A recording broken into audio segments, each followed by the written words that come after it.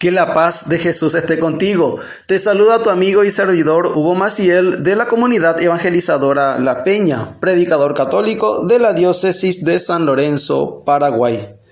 Hoy, sábado 21 de agosto, la Iglesia Católica celebra a San Pío X, Papa. San Pío, italiano de nacimiento, asumió el ministerio petrino en el inicio del siglo XX, por lo que tuvo la enorme responsabilidad de conducir a la Iglesia mientras el mundo convulsionaba por las guerras y las ideologías reinantes.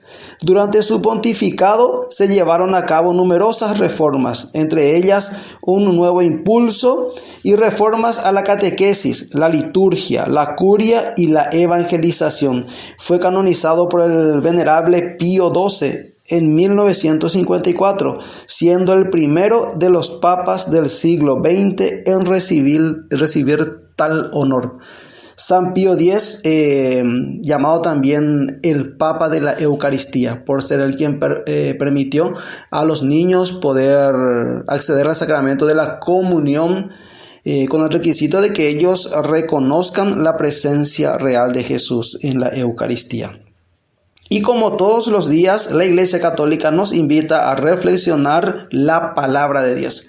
Hoy la liturgia católica nos propone el Evangelio según San Mateo. Estamos en el capítulo 23, versículos del 1 al 12. Nos dice la santa palabra de Dios.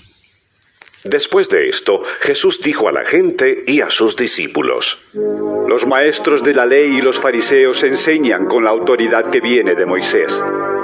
Por lo tanto, obedézcanlos ustedes y hagan todo lo que les digan, pero no sigan su ejemplo, porque ellos dicen una cosa y hacen otra. Atan cargas tan pesadas que es imposible soportarlas, y las echan sobre los hombros de los demás, mientras que ellos mismos no quieren tocarlas ni siquiera con un dedo. Todo lo hacen para que la gente los vea. Les gusta llevar en la frente y en los brazos porciones de las escrituras escritas en anchas tiras y ponerse ropas con grandes borlas. Quieren tener los mejores lugares en las comidas y los asientos de honor en las sinagogas. Y desean que la gente los salude con todo respeto en la calle y que los llame maestros. Pero ustedes no deben pretender que la gente los llame maestros, porque todos ustedes son hermanos y tienen solamente un maestro. Y no llamen ustedes padre a nadie en la tierra, porque tienen solamente un Padre, el que está en el cielo. Ni deben pretender que los llamen guías, porque Cristo es su único guía. El más grande entre ustedes debe servir a los demás, porque el que a sí mismo se engrandece será humillado. Capítulo 23 del Evangelio según San Mateo. Seguimos delineando los misterios del reino, la penúltima sección, habíamos dicho, del Evangelio según San Mateo. Se va agudizando, se va acrecentando esta disputa entre Jesús y los fariseos. Inclusive la perícopa siguiente a la que acabamos de leer, hoy leemos el capítulo 23, versículos 1 al 12. La hipocresía y vacuidad de los escribas y fariseos. Jesús critica tajantemente a los fariseos. Y el versículo siguiente, al evangelio que leemos hoy, la perícopa siguiente, son las 7 maldiciones contra escribas y fariseos. Los 7 ay de Jesús. Ay de vosotros, escribas y fariseos. ¿Por qué? ¿Por qué esta tensión? ¿Por qué esto? Recordemos en el versículo 21, Jesús entraba a Jerusalén. Y ya desde ese momento empiezan esta serie de disputas entre Jesús y los fariseos. Hoy, en el versículo 1, empieza diciendo: Jesús se dirige a la gente y a sus discípulos. A ellos va dirigido estas palabras de Jesús. De hecho, que si te sientes discípulo de Jesús y si te sientes gente, esta palabra es para vos. Jesús dice: En la cátedra de Moisés se han sentado los escribas y los fariseos.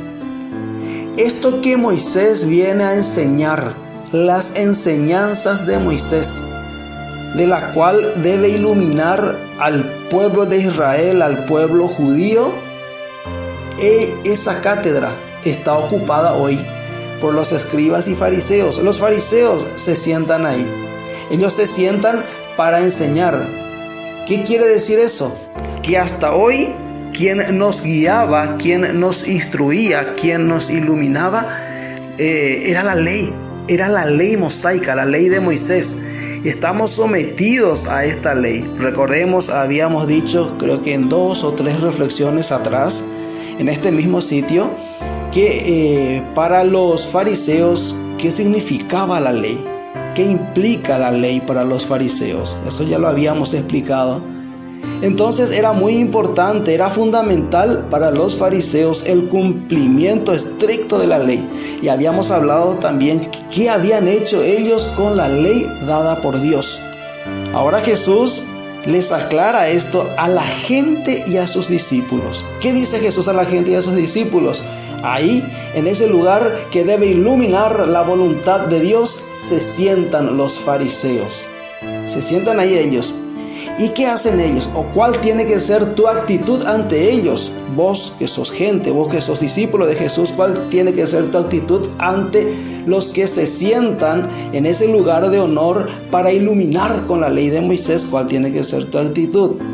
Escucha lo que te dicen, escucha sus enseñanzas, acepto sus enseñanzas, son buenas, es lindo lo que dicen, está bien, perfecto lo que dicen, pero no los imiten. Sus obras no condicen con la enseñanza que ellos dan. No condicen.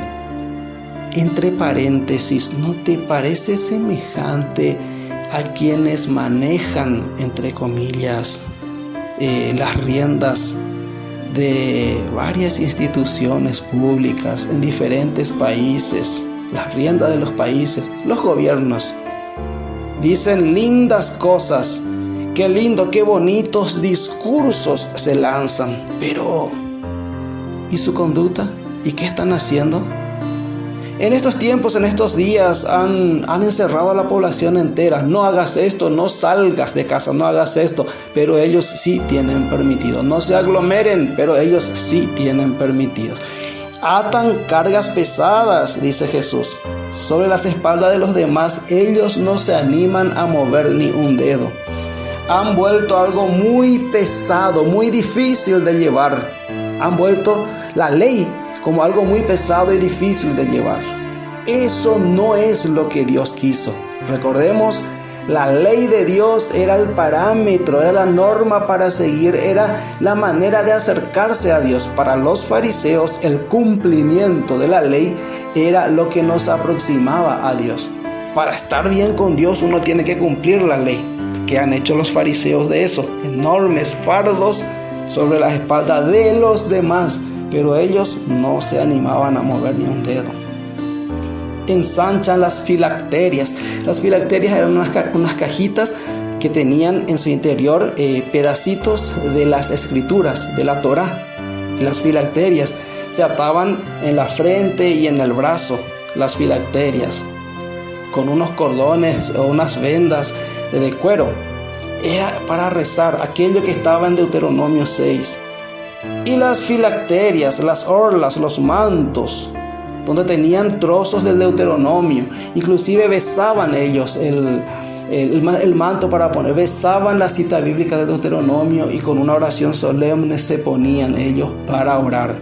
Ensanchan la orla de sus mantos, los flecos de su manto, y se sientan en los lugares de honor, que todo el mundo les salude, que todo el mundo les rinda honor. Les gusta que le llamen maestro, padre, instructor, guía. Les gusta que lo aclamen. Entre ustedes que no sea así, dice Jesús. Ustedes no deben llamar a nadie padre, maestro, instructor.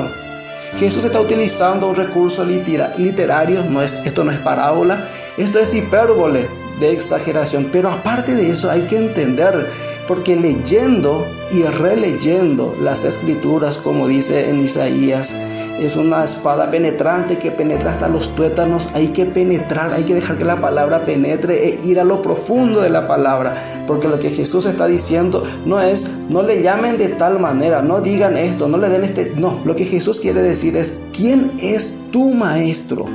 Ustedes tienen un solo maestro. ¿Quién es tu padre? ¿Por quién te estás dejando enseñar? Ese es tu maestro. ¿Quién es tu padre? ¿Quién es el que te da la vida? Solo uno tienen. ¿Quién es tu instructor? ¿Quién es tu guía?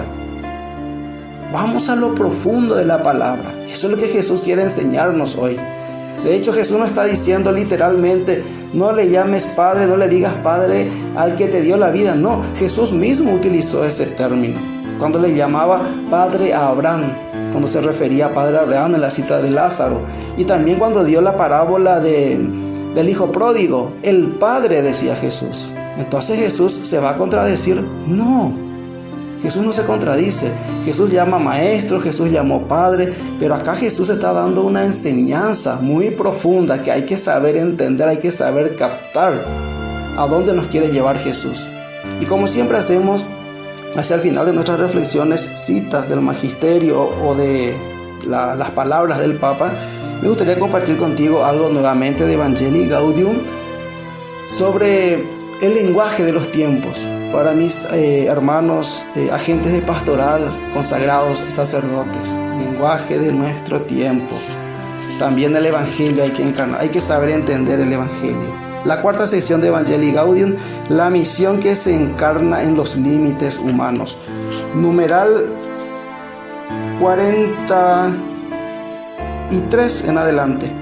En su constante discernimiento, la Iglesia también puede llegar a reconocer costumbres propias, no directamente ligadas al núcleo del Evangelio, algunas muy arraigadas a lo largo de la historia, que hoy ya no son interpretadas de la misma manera y cuyo mensaje no suele ser percibido adecuadamente.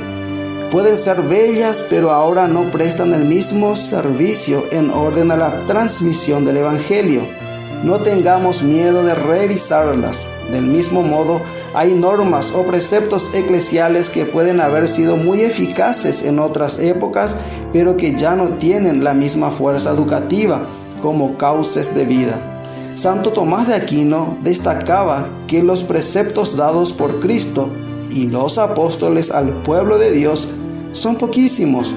Citando a San Agustín, advertía que los preceptos añadidos por la Iglesia posteriormente deben exigirse con moderación para no hacer pesada la vida a los fieles y convertir nuestra religión en una esclavitud, cuando la misericordia de Dios quiso que fuera libre. Esta advertencia, hecha varios siglos atrás, tiene una tremenda actualidad. Debería ser uno de los criterios a considerar a la hora de pensar una reforma de la Iglesia y de su predicación que permita realmente llegar a todos. Por otra parte, tanto los pastores como todos los fieles que acompañan a sus hermanos en la fe o en un camino de apertura a Dios no pueden olvidar lo que con tanta claridad enseña el Catecismo de la Iglesia Católica: la imputabilidad y la responsabilidad de una acción pueden quedar disminuidas e incluso suprimidas a causa de la ignorancia, la inadvertencia, la violencia, el temor, los hábitos, los efectos desordenados y otros factores psíquicos o sociales. Por tanto, sin disminuir el valor del ideal evangélico, hay que acompañar con misericordia y paciencia las etapas posibles de crecimiento de las personas que se van construyendo día a día. Vemos así que la tarea evangelizadora se mueve entre los límites del lenguaje y de las circunstancias. Procura siempre comunicar mejor la verdad del Evangelio en un contexto determinado, sin renunciar a la verdad, al bien y a la luz que pueda aportar cuando la perfección no es posible. Un corazón misionero sabe de estos límites y se hace débil con los débiles. Todo para todos. Nunca se encierra, nunca se repliega en sus seguridades, nunca opta por la rigidez autodefensiva. Sabe que él mismo tiene que crecer con la comprensión del Evangelio y en el discernimiento de los senderos del Espíritu, y entonces no renuncia al bien posible, aunque corra el riesgo de mancharse con el barro del camino.